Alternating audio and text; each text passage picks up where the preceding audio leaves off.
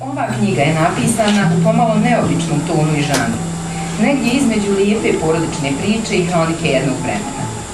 Nihad je u svom prvom cjelovitom proznom djelu, jer je imao ranije za prozne i lirske zapise u onih 5 knjiga, koliko je izdato, od kojih su 4 knjige poezije, je li tako?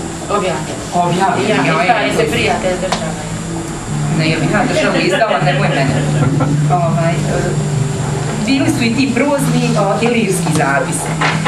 Međutim, ovo je cjelovito neko, da kažemo tako, prozno djelo. Zove se Četveropis vremena i u njemu je prikazano jedno lijepo i zanimljivo djetinjstvo i mladost, te život Nihadove porodice iz kraja 20. i na početku 21. vijeka u Jugoslaviji, državi koje nažalost više nema, u Bosni i Hercegovini, čiju tradiciju baštini, u Tuzli, u svome gradu na Zrnisovu. Knjiga se sastoji od priča, sjećanja, pjesama i pisama koji su zapisivali Mešić i Samija, Džemal, Nisa i Nihad. Da nije riječ o klasičnoj knjizi sa izmišljenim i vješto osmišljenim zapletima o superherojima, bit će vam jasno već od samog početka, kada naraciju započinje radoznali i naivni mali Nihad, koji sad nosi broj cipela 40. Uglavnom nostalgično, često humoristično, a nerijetko i melankolično, Četveropis nas vraća u vrijeme kojega se mnogi budući čitaoci živo sjećaju, a neki novi klinci ove digitalne ere tek ponešto od nas vjerovatno znaju o tome.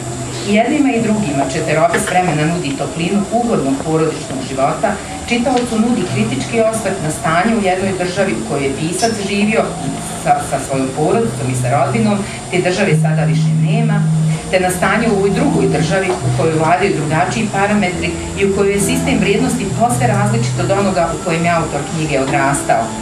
Samo bi citirala jedan dio u vezi s tim gdje je Nihad napisao: nekako su i regali otišli skupa s Tolstojem i Dostojevskim, Krležom, Andrićem, Hesom, Selimovićem, Jane Austen i drugovima Titom i Kardeljem, da se više ne vrate u ovo vrijeme površnosti i frivolnosti u koje se ne znam dovoljno uklopiti, makar se ne zna koliko. U Četveropisu se mijenjaju prošlo i sadašnje vrijeme, nerijetko i u istom pasu, kao što se tinta razlijeva u vodi u okruženju koje je prirodno, a čitalac pušta na volju osjećanjima i mašti i sjećanjima.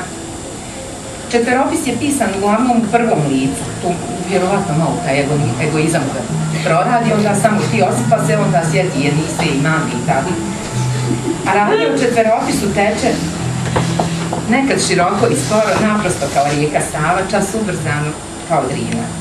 Ova knjiga nema zaplete krimi romana, niti dramske preokrete, već nas vodi kroz Tuzlu, Bosnu i Hercegovinu i Jugoslaviju, kakve su one bile, dajući jedan odličan presjek događaja, obojen patinom cijelog spektra emocija koji su i pratili.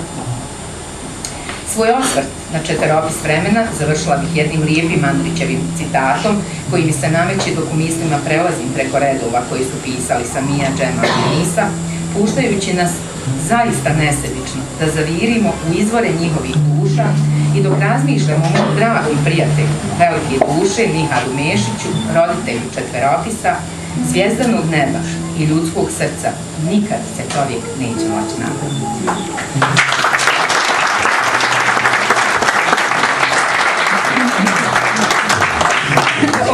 A sada Alma!